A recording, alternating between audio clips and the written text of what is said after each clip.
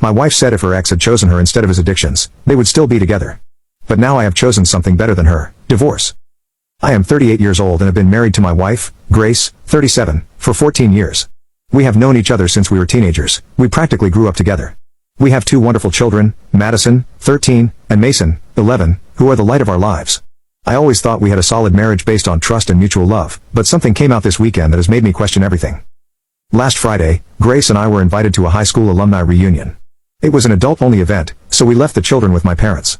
The atmosphere was lively, with everyone reminiscing about old times and catching up on our lives. As expected at these types of gatherings, the alcohol flowed freely. Grace and I don't usually drink much, but that night we decided to relax a little. I limited myself to a couple of beers, but I noticed that Grace was drinking more than usual. I didn't think much of it at the time. I just assumed she was enjoying a carefree night, especially because we wouldn't have our children that night, as they would be spending the night with my parents. As the night progressed, the atmosphere became more relaxed, and the conversations grew more personal. At one point, a group of friends started talking about Logan, Grace's ex-boyfriend. Logan and Grace had been a couple during high school and part of university before she and I started dating. I overheard fragments of the conversation. Apparently, Logan had fallen into a spiral of addiction to drugs and alcohol. Some of our friends expressed their concern and regret over what was happening to him. I remembered that this had been precisely the reason Grace had ended things with him so many years ago. Grace and I started dating approximately a year after her breakup with Logan. I always knew of his existence, of course, but it was never a frequent topic of conversation between us. Grace had told me that the relationship was over because of Logan's drug problems, but we hadn't delved much deeper into the subject. I respected her past and assumed that if there was anything important to share, she would tell me. That's when it happened. Grace, visibly affected by alcohol, joined the conversation about Logan. Her voice was louder than usual, and I noticed a tone I had never heard from her before. With a mixture of sadness and bitterness, she said something that chilled my blood. You know? I gave Logan the choice. I told him to choose between drugs or me. He chose drugs. If he had chosen to stay with me, we would probably still be together. The silence that followed was deafening. I could feel everyone's eyes alternating between me and Grace. My mind went blank for a moment, trying to process what I had just heard. Had my wife, the woman with whom I have shared the last 16 years of my life, just implied that I was her second choice? I wanted to say something, to confront her at that very moment, but I held back. We had all been drinking, and that was not the time or place to have an argument that could change our lives. Besides, a part of me hoped that it was just the alcohol talking and that the next day Grace would realize how inappropriate her comment was and feel sorry about it. The rest of the night passed in a haze. I tried to keep my composure, to continue socializing as if nothing had happened, but Grace's words echoed in my head over and over again. When we finally got home, Grace collapsed into bed while I stayed up for hours, replaying every moment of our relationship, looking for signs I might have missed. The next morning, during breakfast, Grace noticed that I was unusually quiet. The children were still at my parents' house, so we were alone. She asked me what was wrong, and I decided it was time to address the issue. Grace, I began, trying to stay calm, what you said last night about Logan has made me question our entire relationship. Do you really see me as your second choice? I expected her to immediately deny what she had said, to assure me it was just a stupid comment brought on by the alcohol. But her reaction was completely different from what I expected. Without saying a word, she got up from the table and locked herself in our room. I called her several times, asking her to come out and talk like adults, but I got no answer. The rest of the day passed in silence. Grace only left the room to go to the bathroom or get a drink from the kitchen, avoiding any eye contact with me. That night, I decided to sleep on the couch, not because I wanted to punish her, but because I felt we needed space to process what was happening. I hoped that the next day, with a clearer head, we could have an honest conversation about what had happened. I thought maybe she still had a hangover and would finally talk to me. But Sunday came, and the situation didn't improve. Grace continued with her silent treatment, refusing to talk to me beyond the necessary coordination for the children, who returned home that afternoon. Madison and Mason noticed something was wrong, but we tried to act normally in front of them. And here I am now, writing this on Sunday night, after another day of silence and tension. I can't understand why Grace is acting this way. She was the one who made the hurtful comment, and now she refuses to talk to me about it. I feel like I'm being punished for something I didn't do. Part of me wants to yell at her, demand an explanation, but I know that would only make things worse. Another part wants to pretend nothing happened, to go back to our normal routine and bury this incident. But I know I can't do that.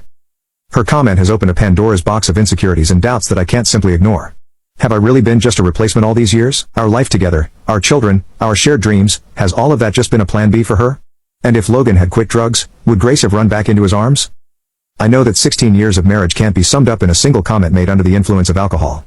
I know we've built a life together, that we have 2 children, but I can't shake the feeling that something fundamental in our relationship has broken. I need to know if I'm overreacting. Should I give Grace more time to process what happened? Should I insist on having a conversation, even if she doesn't want to? Or should I start to consider that maybe our relationship isn't as solid as I always thought? Reddit, I need your honest opinion. Am I the bad guy for feeling this way? Am I making a mountain out of a molehill, or am I right to be concerned about the future of my marriage? Update: it's been almost 5 days since my original post, and I wanted to give you an update on my situation. First, I want to express my gratitude to those who took the time to respond to my post. It has been a difficult week, but your comments have helped me process my emotions and think about the next steps to take. Before I go into the details of what has happened this week, I'd like to address some of the most frequently asked questions and comments I've received. Many of you asked about the nature of Grace and Logan's relationship and how exactly it ended. After much thought, I realized that I really didn't know as many details as I thought I did. Grace and Logan were together for 4 years, from the second year of high school until the second year of college. From what Grace had told me, their relationship was quite intense, as teenage relationships tend to be. Logan's drug problem began during their last year together. At first, according to Grace, it was just recreational, but it gradually escalated to harder drugs. Grace tried to help him for months, even accompanying him to some meetings, but the situation became untenable when Logan began to miss classes and put his academic future at risk. Now comment update to tag you on part 2. The breakup, according to what Grace had told me, was painful but necessary. She gave him an ultimatum, either drugs or her. Logan chose drugs. Grace was devastated but decided to focus on her studies. It was not a question as such, but she told him that either he stopped using drugs, or she would leave. And so, one night, when he went to his bedroom, she noticed that he was under the influence. I knew Grace from college. We were friends, but not close. We started spending more time together about 6 months after her breakup with Logan, and we officially started dating almost a year later. I always thought that time had been enough to help Grace move on from her previous relationship. But now I wonder if it really was. Several people suggested that I should get DNA tests for my children. I want to be clear, I don't think there has been any deception on Grace's part, at least not during the time Madison and Mason were born. Our relationship was strong at the time, and I noticed nothing out of the ordinary in Grace's behavior. However, I guess you can never be 100% sure about these things. After much thought, I have decided to get tested, not because I truly believe the children aren't mine, but to have peace of mind and to completely rule out that possibility. It's more of an exercise to calm my own insecurities than a real suspicion of infidelity. The first days after my original post were tense. Grace continued her cold demeanor, and I felt more and more frustrated and hurt. The children definitely noticed that something was wrong, although we tried to maintain a normal appearance in front of them. Finally, on Wednesday, Grace broke her silence. It wasn't a long conversation, but at least it was a start. She approached me while I was working on my laptop in the living room and simply said, "I'm sorry." I looked up, surprised, and asked her why exactly she was sorry. Grace sat on the couch, needing a certain distance between us. For what I said at the party, she explained. I shouldn't have said that. I was drunk and spoke without thinking. I wanted to press further, ask her if she really meant what she said, or if she just regretted saying it out loud, but I held back. Instead, I told her, "I appreciate your apology, but I think we need to have a conversation about this." Grace nodded, but I could see the apprehension in her eyes. "I know," she said, "but I need a little more time to sort out my thoughts. We can talk on Friday night. The children will be at my parents' house, and we will have privacy." I agreed to wait until Friday. Part of me wanted to resolve everything immediately, but it was better not to rush if I wanted to get to the bottom of this. The rest of the week has been a strange mix of tension and normalcy. Grace and I have started talking again, but our conversations are superficial, limited to topics related to the children or household chores. We've started sleeping in the same bed again, but the emotional distance between us is palpable. I have been trying to prepare myself mentally for our conversation tomorrow night. I have so many questions to ask Grace. One thing I have decided is that, regardless of how our conversation goes tomorrow, I'm going to suggest that we seek couples therapy. I think we need professional help to navigate through this and regain confidence in our relationship. I am nervous about tomorrow's conversation, but I am also anxious to finally get some answers. Part of me fears what Grace might say, but another part is relieved that we are finally going to tackle this head on.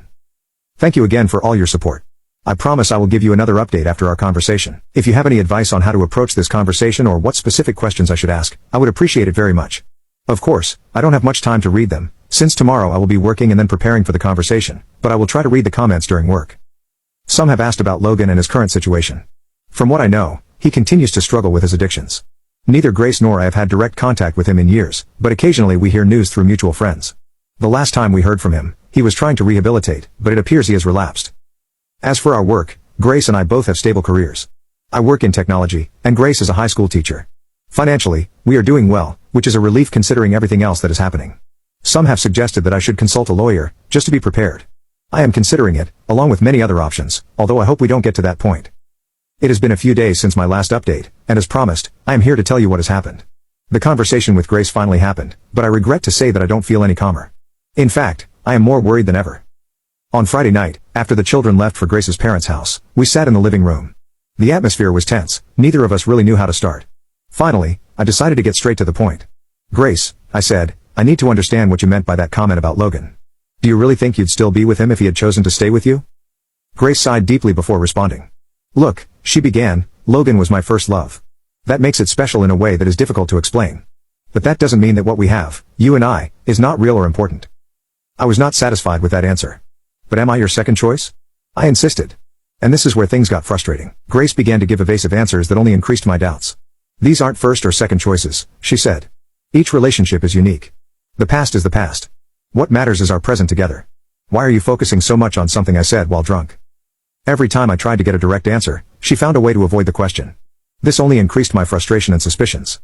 At one point, Grace suggested that maybe we should consider couples therapy. Perhaps a professional can help us communicate better, she said. Although I appreciated the suggestion, in fact, I had been considering proposing it myself, I couldn't help but feel that it was another way to avoid facing the problem directly. Finally, I decided to address the issue that had been on my mind since I read the comments on my original post. Grace, I said, trying to keep calm, I need to ask you something important. Are the children mine? Grace's reaction was immediate and angry. How can you even ask that question? She exclaimed. Of course they are yours. How dare you doubt me like that?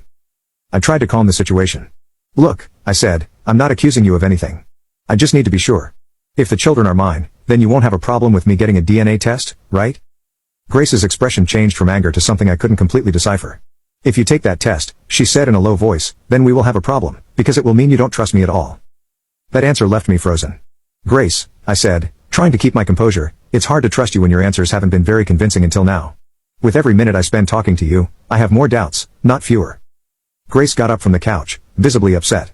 I can't believe that after 14 years together, after all we have shared, you were willing to throw everything away because of a stupid comment I made while drunk, she said. If you can't trust me, then I don't know what we are doing here. With that, she went to the bedroom and slammed the door shut. That was a few hours ago. I've been sitting here on the couch ever since, trying to process everything that has happened. Reddit, I am more confused than ever. Grace's refusal to give me direct answers and her reaction to the idea of a DNA test have only increased my suspicions. A part of me wants to believe her and think this is all a big misunderstanding, but another part cannot ignore all the alarm signals. I have made a decision. Next week, I'm going to get my DNA tests. I know this could be the end of my marriage if Grace finds out, but I need to know the truth. Every hour that passes, I feel more uneasy about this whole situation. I am also seriously considering seeking legal advice. I don't want to think that my marriage could end, but given how things have developed, I feel that I need to be prepared for any eventuality. As for Madison and Mason, my heart breaks at the thought of how this might affect them. Now comment update to tag you on part 3. They are my world, and the idea that they might not be mine biologically tears me apart. But at the same time, I know that I will love them no matter what. I just hope that, whatever happens, we can protect them as much as possible from this whole mess. I will come back with another update when we have the test results or if any important development occurs. For now, I guess I get another night on the couch. That's another thing that worries me the most. From Grace, we cannot have a decent conversation because he looks like a teenager. Edit, some have asked if I have considered that perhaps Grace could be acting defensively because he feels guilty about the comment, not necessarily because he is hiding something about the parenthood of the children. It is a possibility that I have considered, but his reaction to the DNA test idea seems to me to be too extreme if that were the case. For now, I am giving him the benefit of the doubt, innocent until proven otherwise. But with his behavior, it is difficult to side with him. At this time, I think a stranger might see it as something very painful. Edit, for those who suggest that I should talk to Logan directly, I appreciate the suggestion, but I don't think it's a good idea. At this time, we have not had contact in years, and given his continued struggle with addictions, I'm not sure he is a reliable source of information. Additionally, I don't want to take a chance of Grace finding out that I've been talking with him behind his back. Update, not many days have passed since my last update, so unfortunately, I do not yet have the DNA test results. This is eating away at me inside, as I would like to have the results right now and take away the feeling that something might be wrong. But anyway, I have already done the tests, and we just have to wait. I have been told it will take 2 to 3 weeks. However, this update is to comment on some things I've been thinking about, like the idea of getting divorced from Grace. It's not just because he could have fooled me with Logan or because my children might not be mine, which in itself would be a very good reason to divorce, but also for his strange behavior during all these days. Every time I try to talk to him about something that worries me, he shuts down both emotionally and physically. He always seeks to play the role of the victim when his comments and actions leave a lot to the imagination. I understand that he may be offended because I suggested that he could have been unfaithful or that the children are not mine, but all his actions lead me to think that this could be the case. Instead of sitting down and talking it out with me, he acts like a capricious child who expects me to get over the issue and for us to return to normal. It's impossible to have a good marriage this way, without being able to dialogue and have an adult conversation. That's why I am contemplating this path, regardless of whether he has been unfaithful or not, as this has not been proven so far. Update, a lot has happened in the last 3 weeks that I want to summarize in this update. First, many people in the comments have said that my wife's attitudes are sufficient to consider a divorce, especially because they make everything look even more painful. I have also talked to friends, and they think that, although he may not be hiding anything, his expressions are not those of a mature person. After what has happened lately, I think divorce is the only way. Either way, I have not been able to prove his infidelity because, fortunately, the DNA results are back, and I am Madison and Mason's father. This has taken a lot of weight off my mind, as it feels good to know that I have not been raising someone else's children. At least all the anxiety and nervousness of the last few weeks have disappeared, at least as far as my children are concerned. It feels great to be able to say that they are my children. Before the results came in, my relationship with Grace has been similar to what has happened in recent weeks. He locks himself in his room and barely talks to me, just enough to maintain a certain normality in front of our children. Little by little, he starts talking to me again until I suggest we talk, and he shuts down again when I mention something he doesn't like. I have tried my best to talk to him, but it's always the same, especially with our last conversation, in which everything got out of control, and I think there is no turning back in our marriage. Today, when I finally had the test results and he was a little calmer, I sat down to talk to him. I had taken my children to my parents' house earlier, who already know everything that is happening. When he came home from work, he asked me where our children were, and I told him that I had left them with my father so we could talk. I also told him that I would not accept him locking himself in the room again because I was considering divorce if we didn't resolve this situation. I could see that he was about to get up to go to his room again, but he stayed. When I started to get the papers out of the envelope with the results, he asked me what that was, and I told him that these were the DNA test results. To say he was furious is an understatement. He was really angry.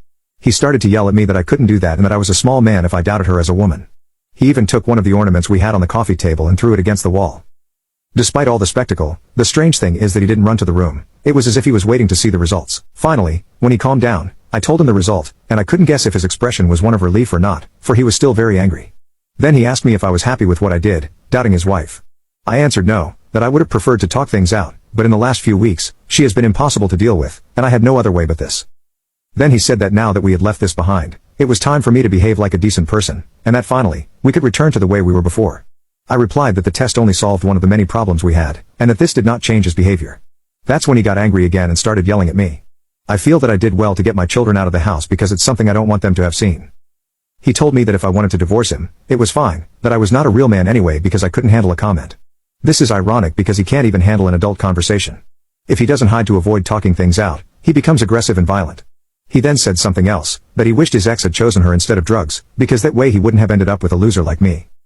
That pissed me off, so I replied that this was a common pattern with his exes, because her previous partner didn't choose her either, but something that, compared to her, is much better. And now, his future ex is also going to choose divorce over her. After that, I took a few things and came to live with my parents, from where I am writing all this. My children have asked me what has happened, but I told them I would tell them tomorrow because I am not in the right state to do so now. Only my parents know, and they think I shouldn't let my children live with her because of her demonstrations of violence. But that's the way things are at the moment. After that, I believe divorce is not in question. It is necessary. I will write again if anything changes in my situation. Update, it has been a very long few months, but at least the divorce is over, and custody of my children is completely mine. I wouldn't say it was easy to get full custody, but at least something good has come out of it all, because I would not have felt comfortable with my ex-wife caring for my children without supervision, not only because of how violent she has become in recent times, as she had other episodes similar to the last update, but because she has also started to drink more than she should. I wouldn't call her an alcoholic, but in many of those episodes, you could tell she had been drinking. That happened with the divorce, making things a little easier, but not enough so that these months have not been very bad. But it's good to start putting all that behind me. Taking into account that my children are no longer small and will soon become adults, I only have a few more years left to continue dealing with my ex. Now follow us for more stories.